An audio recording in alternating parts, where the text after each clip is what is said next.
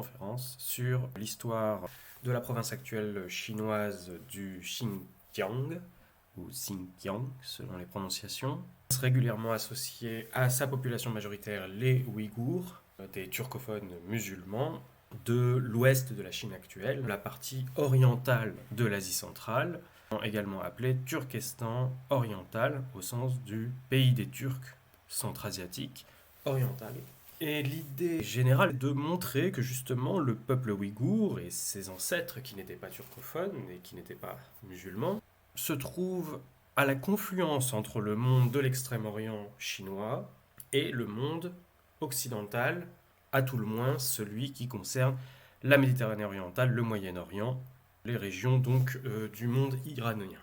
Cet espace est à la fois à mi-chemin entre les deux extrêmes, entre le monde oriental chinois et le monde occidental méditerranéen, mais il est également relativement à l'écart, alors même qu'il se trouve sur un certain nombre de routes commerciales qui relient les deux espaces.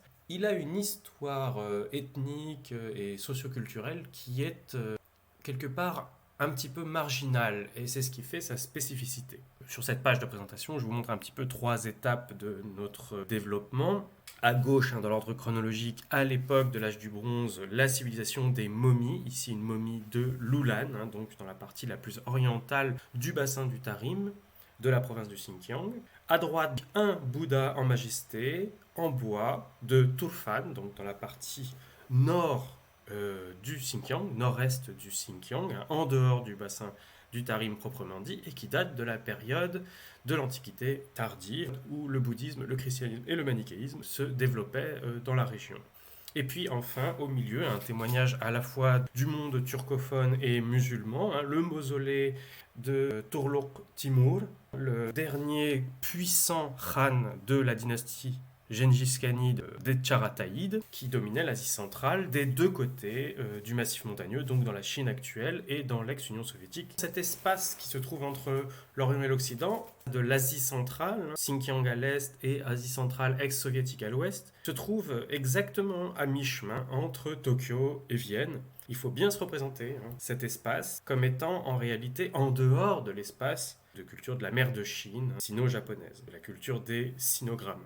Bien entendu, c'est également à l'écart de la culture de l'Europe occidentale, mais ça n'est pas plus loin. C'est ça qui est important de bien identifier. Et le bassin du Tarim se trouve plus ou moins au cœur de ce grand espace de désert et de montagne de l'Asie centrale. De la géographie physique de cet espace, on y trouve donc un certain nombre de massifs montagneux, au nord l'Altaï, qui sépare de l'espace sibérien et qui sépare les steppes actuellement mongoles des steppes actuellement kazakhs. Et puis le grand massif du Tian Shan, les monts célestes en chinois, qui irradie en un certain nombre de chaînes de montagnes. Et c'est notamment là que le Sir Daria, que vous voyez ici, qui se jette dans la mer d'Aral, prend sa source.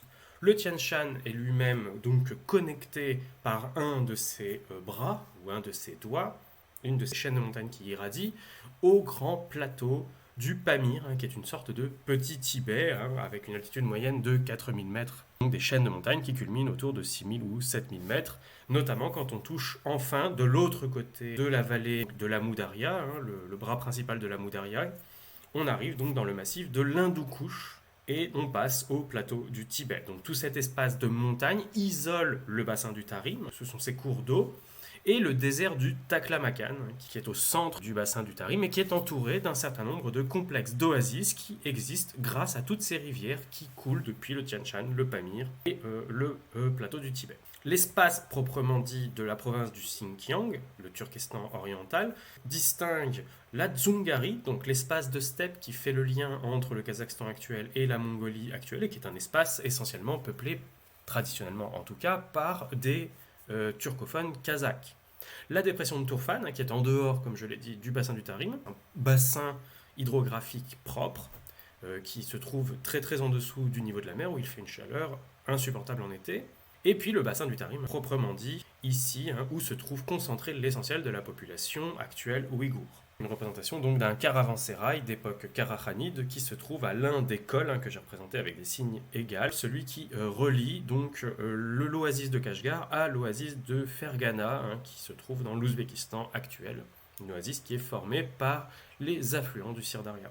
Le bassin du Tarim, c'est un espace de communication qui reçoit l'ensemble de ces cols, notamment des cols qui viennent du nord de l'Inde, le Pendjab, qui viennent donc de l'espace centra-asiatique, par différentes routes possibles. Le Xinjiang, que vous voyez ici écrit donc en alphabet ouïghour, Xinjiang, et en sinogramme, qui veut dire la nouvelle frontière, en idéogramme chinois.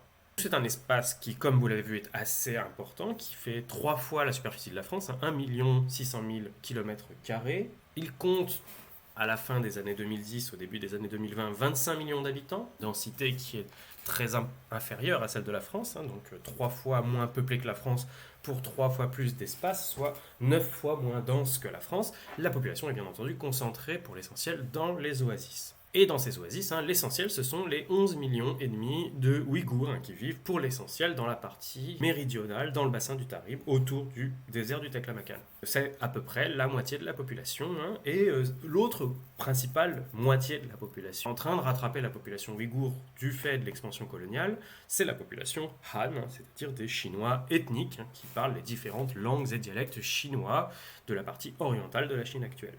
Et puis, essentiellement en Dzungari, le bassin septentrional, on trouve les presque 2 millions de Kazakhs. On est vraiment dans le prolongement du Kazakhstan qui continue dans l'ouest de la Mongolie actuelle. Et puis, on a dans certaines oasis, notamment dans le nord-est du bassin du Tarim, à Turfan, une population de Hui qui linguistiquement ne se distingue pas particulièrement des Han, qui parlent un dialecte mandarin, un dialecte du nord de la Chine, mais qui sont musulmans. C'est là toute leur originalité et leur particularité. On en trouve dans tout l'espace chinois et notamment dans les régions du nord de la Chine, dans le corridor du Gansu qui relie justement le monde de l'Asie centrale et le monde chinois, et on les trouve également en amont du fleuve Jaune. Ils ont notamment donc une province autonome qui leur est dédiée, qui s'appelle le Ningxia.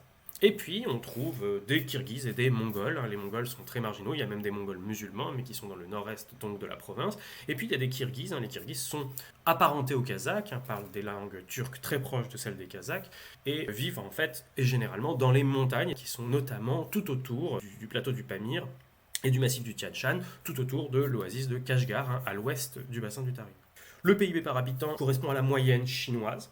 10 000 dollars par an, c'est un quart de celui de la France. C'est relativement important pour la Chine, et c'est en fait évidemment lié à l'importance des ressources minières et du gaz et du pétrole qui se trouvent dans la région et qui sont exploités évidemment en partie dans la région. Le revenu ne reflète pas en fait le niveau de vie de la majorité de la population, y compris des colons Han, mais seulement il reflète les revenus que produit la province et qui explique, outre son importance stratégique et idéologique, son importance économique pour la Chine.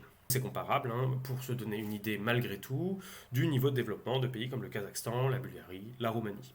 Alors, les Hui, justement, qu'on appelle également les Dungan, on y voit ici les 2 orthographes en Hui, justement, donc en ce dialecte mandarin écrit en caractère arabe, comme toutes les langues de culture musulmane, le Dunganzu et le Huizu, ou les 2 appellations possibles pour la même langue, les Dungan ou les Hui. Il y a un certain nombre qui sont réfugiés dans l'espace soviétique et qu'on appelle là-bas plus généralement les Dungan. Voilà donc des représentations de cette population. Une mosquée Hui qui donc a toutes les caractéristiques architecturales du monde chinois. Une plaque de direction sur la route qui donne la transcription des 3 sinogrammes en caractère latin et dans cet alphabet arabe destiné à ce dialecte chinois du Nord qu'on appelle le Shu'al-Din, comme c'est écrit ici. Quant au kazakh, c'est une population turcophone de culture nomade et dont on voit le type physique qui est très particulier, très caractéristique de l'Asie centrale, des steppes, très proche de celui des Mongols, très asiatique oriental. Les Kirghizes leur sont étroitement apparentés. Les Kirghizes, ce sont essentiellement l'équivalent des Kazakhs pour les montagnes. Évidemment, les Kirghizes, c'est une appellation qu'utilisaient les populations d'Asie centrale sédentaires et ensuite les Russes pour désigner en fait des Turcs nomades en général, et c'est pour ça que les Kazakhs étaient également appelés Kirghizes à une époque. Kazakhs se référant plutôt au nom d'une dynastie qui a dominé l'espace des steppes du Kazakhstan actuel au XVIe siècle.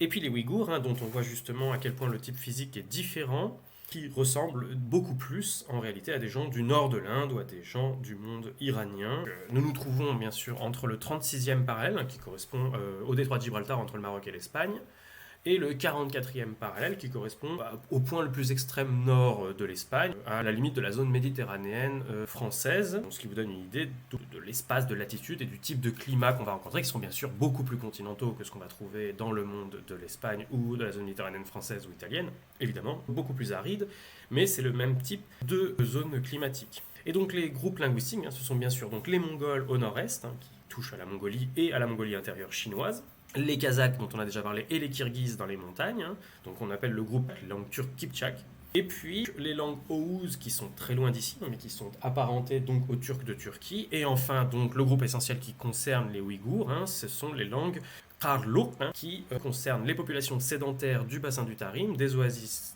du Xinjiang, les Ouïghours, et des oasis d'Asie centrale ex-soviétique, les Ouzbeks. Et bien sûr, donc vous avez les Han dans le corridor de Gansu qui se dirige vers la Chine proprement dite. Et au sud, on a donc une ligne de séparation entre les Iraniens et les Indiens.